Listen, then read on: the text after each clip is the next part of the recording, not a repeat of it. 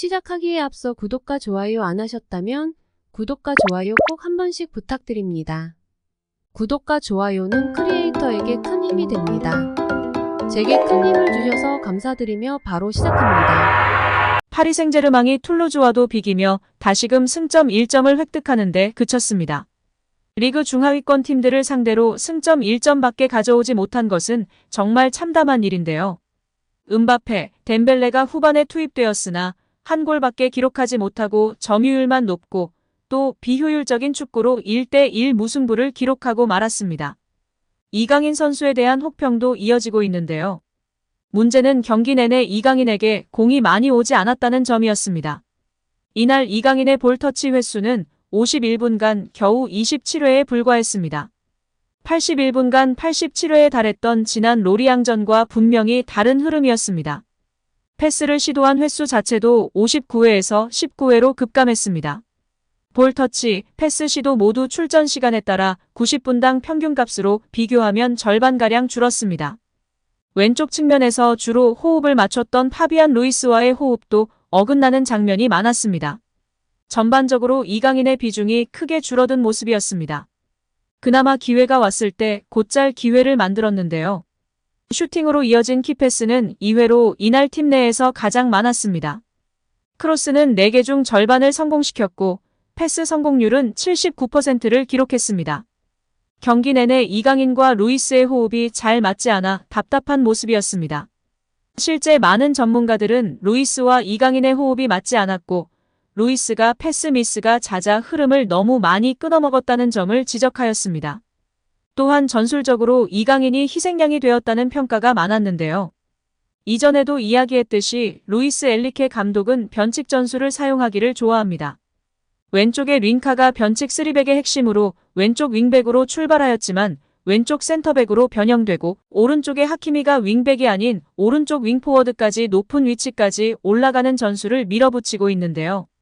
왼쪽에 위치한 이강인이 공격의 키를 갖고 있음에도 불구하고 왼쪽의 빈 공간을 수비하는 지나치게 수비적인 역할을 부여하여 이강인의 장점을 전혀 살리지 못하였고 파리 생제르맹 팀 전술로도 도움이 되지 않는 등 실패작이라고 비판이 끊이질 않고 있습니다. 이전에 마요르카 감독도 이강은 왼쪽 윙백처럼 사용한 적이 있는데 공개 인터뷰에서 자신의 실수를 인정하기도 했습니다. 이에 이강인을 지나치게 수비적으로 활용한 엔리케 감독이 비난을 면치 못하고 있습니다. 경기 전 많은 언론들이 예상했듯이 교체를 시킬 때 비티냐를 빼고 이강인을 중원으로 내렸으면 될 것을 이강인을 뺀 점에 대해 다들 이해와 공감을 하지 못하고 있는 상황입니다. 그럼 현재 파리 생제르맹의 중원에 대해 살펴볼까요? 한 경기로 판단할 수 없겠지만 파비안 루이스는 우가르테 위에서 뛰는 창조적 미드필더, 전천후 미드필더와는 거리가 먼 수비형 미드필더와 더 가까운 유형입니다. 발재간이 좋거나 탈압박이 좋은 스타일도 아니기 때문에 이강인의 경쟁 상대가 될 수 없습니다. 에머리의 경우에는 맨시티도 노렸던 프랑스의 대표적인 대형 유망주 중 한 명입니다. 많은 활동량과 넓은 활동 반경을 가져가는 박스-투박스 미드필더 유형인데요. 에머리의 플레이 중 가장 돋보이는 것은 바로 오프 더 볼 움직임으로 많이 움직이면서 후방의 빈 공간을 커버하거나 전방에서 압박을 열심히 가져가는 모습입니다. 수비뿐만 아니라 공격 상황에서도 움직이면서 빈 공간을 창출하거나 공간 침투를 시도합니다. 이러한 움직임을 엔리케 감독이 가장 좋아하기 때문에 우가르테라는 수비형 미들은 고정이고 그 다음이 에머리로 보는 시선이 줄을 이루고 있습니다. 중원에 다른 한 자리가 남았는데요. 비티냐와 이강인 둘 중 누구를 써야 할까요? 비티냐는 작년에 540억 원의 이적료로 포르투에서 데려온 친구인데요. 캄포스 단장이 눈여겨보며 데려온 선수라 이 친구도 만만치 않은 상대입니다. 활동량이 많은 박스-투박스 유형입니다. 이전에는 공격형 미드필더였다가 중앙 미드필더로 포변 이후 기량이 만개했다고 평가받는 선수입니다. 준수한 전방 시야를 통해 빠른 템포의 패스를 뿌려주며 공격을 전개할 수 있다는 것이 비티냐의 대표적인 플레이 중 하나인데요.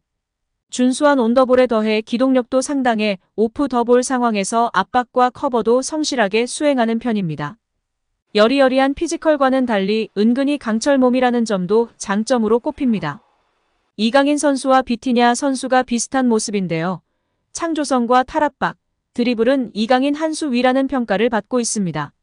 우가르테라는 미들맨 수비형 미드필더는 고정이고 그 다음 프랑스의 대형 유망주인 에머리도 고정이고 이후 한 자리를 놓고 중원 싸움을 해야 하는데 비티냐로 안정적으로 가느냐, 이강인으로 드리블, 탈압박, 창조성을 더하느냐가 선택의 기준일 것 같습니다.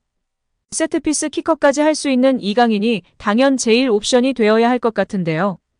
여기에 프랑스 매체 컬처 PSG는 20일 엘리케 감독의 경기 후 기자회견 내용을 보도하며 화제가 되고 있습니다. 엘리케 감독은 먼저 경기 결과에 대해 1대0 상황에서 점수차를 2배로 늘리고 경기를 끝낼 수 있는 기회가 분명 3번 정도 있었기 때문에 운이 없었다고 생각한다. 나는 경기를 더 소유하고 통제하기를 원한다. 이런 부분이 초반에 실망적이었다라며 경기 초반에 대한 아쉬움을 드러냈는데요. 이에 대해 현지 팬들은 운이 없었다고? 비긴 것도 다행인 경기력이었는데 지나치게 긍정적이네 엘리케. 정말 노답 경기력이었다. 패스만 주구장창하면 뭐하냐. 축구의 목적이 패스냐. 파리 선수진이라면 툴루즈를 상대로 대승을 했어야지. 답답하다 정말 등의 반응으로 악평을 쏟아내고 있습니다. 이어 기자는 음바페와 덴벨레가 교체 명단에 있었던 이유에 대해 물었는데요. 엘리케 감독은 덴벨레와 음바페는 월드클래스의 선수들이다. 덴벨레와 팀원들은 훌륭했고 좋은 득점 상황을 만들었다. 다만 선수들은 내가 관리한다. 이런 논쟁을 사람들이 좋아하는 건 알지만 나의 방식이 있다라며 음바페와 덴벨레의 교체 투입은 본인이 선택한 부분이라고 밝히며 다시금 비난을 면치 못하고 있습니다. 괜한 똥고집으로 처음부터 음바페, 덴벨레로 양쪽을 흔들었어야 했는데 제일 창조적인 이강인을 수비시키고 볼 배급도 안 되고 정말 참담했다. 바르셀로나에서 트래블한 거 맞냐? 스페인이 월드컵 때 왜 망했는지 알 수 있는 경기력이었다. 며 분노를 표현하고 있습니다. 엘리케 감독은 특히 덴벨레에 대해서는 추가적인 칭찬을 했는데 그는 매우 긍정적으로 평가한다.